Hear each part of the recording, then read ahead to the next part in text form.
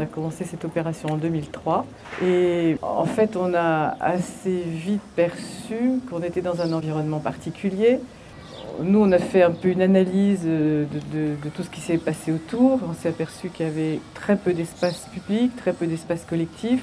Et le premier geste que l'on a proposé dans le cadre de la concertation, c'était de pérenniser cet espace-là comme un espace non construit, c'est-à-dire un jardin dont la vocation était à définir et l'idée était qu'elle puisse être partageable, accessible pour le plus de personnes possible dans le quartier.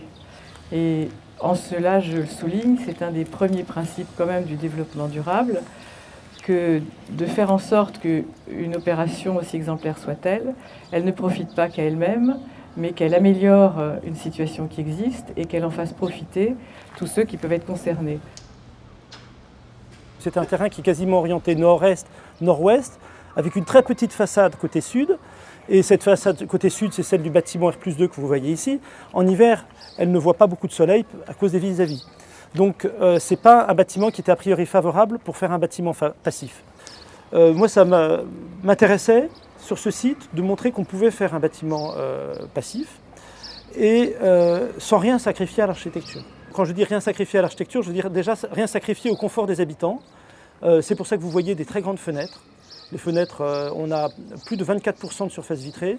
Nous avons presque toutes les salles de bain qui ont un éclairage naturel via une fenêtre. Les paliers sont également éclairés par de la lumière naturelle, ainsi que la cage d'escalier. Pour les orientations d'appartements, on a voulu avoir au moins des doubles orientations, voire des triples orientations. Donc on a double et triple orientation. Donc tout ça, c'était un petit peu les objectifs qu'on s'était fixés au départ, parce que de montrer qu'on peut faire un bâtiment basse consommation en faisant des appartements mono-orientés, en faisant un bâtiment super épais, très compact, avec des petites ouvertures, pour moi, c'est exactement le contraire de ce que j'avais envie de dire. C'est un bâtiment en ossature béton, très fortement isolé par l'extérieur. On a 26 cm d'isolation. Alors les façades, il y a deux isolants, donc une première couche de laine de roche qui fait 14 cm et une deuxième couche de laine de verre qui fait 12 cm. Après, nous avons des fixations des chevrons à la verticale et horizontale où nous allons après splitter les lames de bois que nous pouvons voir ici, qui est du mélèze, qui vient d'Allemagne. Comme toutes les lames de bois font 13,132 mm, il a fallu que sur les encadrements de fenêtres, nous tombions sur des lames entières.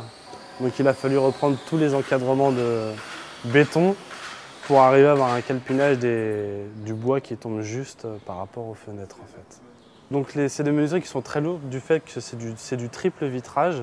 Donc nous avons eu des portes-fenêtres qui allaient jusqu'à 350 kg. Donc il nous a fallu jusqu'à 8 personnes pour pouvoir les manutentionner et réussir à les poser sur les cornières. Alors le liège est là pour isoler, c'est un isolant en plus pour les menuiseries extérieures. C'est un apport en plus d'isolation.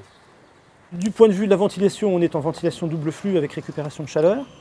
Et on a un puits canadien hydraulique, ce qu'on appelle un puits francilien. Ensuite, on a un échangeur air-eau qui permet de préchauffer l'air avant que celui-ci passe par le double flux en période très très froide. Là, on a une chaufferie gaz. Le chauffage est gaz. Donc c'est un chauffage à air, bien sûr, puisqu'on n'a pas d'installation de chauffage. Et c'est un appoint. On a des batteries terminales dans les appartements et on peut apporter cet appoint de chauffage dans les appartements. Il a été recherché un matériau très pérenne, solide, peut-être plus rassurant pour le maître d'ouvrage par rapport aux éventuels graffitis qu'il pourrait y avoir que le bois. Donc le bâtiment qui au départ d'ailleurs était conçu en bois de pied en cap, on a changé le projet, on a mis ce soubassement en acier qui me plaît beaucoup. C'est de l'acier Corten, ça va rouiller si vous revenez dans quelques semaines, ce sera complètement oxydé. Et donc c'est simplement pour traiter ce soubassement par rapport au fait qu'il est en contact avec l'espace public de la rue. Voilà, ça n'a pas d'incidence sur les consommations bien entendu.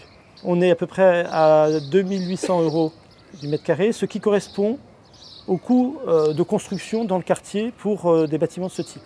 Il n'y a pas de surcoût réel lié au fait que c'est un bâtiment passif. Montrer ça, faire ça, pour moi, ça veut dire qu'on n'a pas de raison aujourd'hui sur du logement social de ne pas faire du logement passif. À Paris, on peut le faire quelle que soit la situation.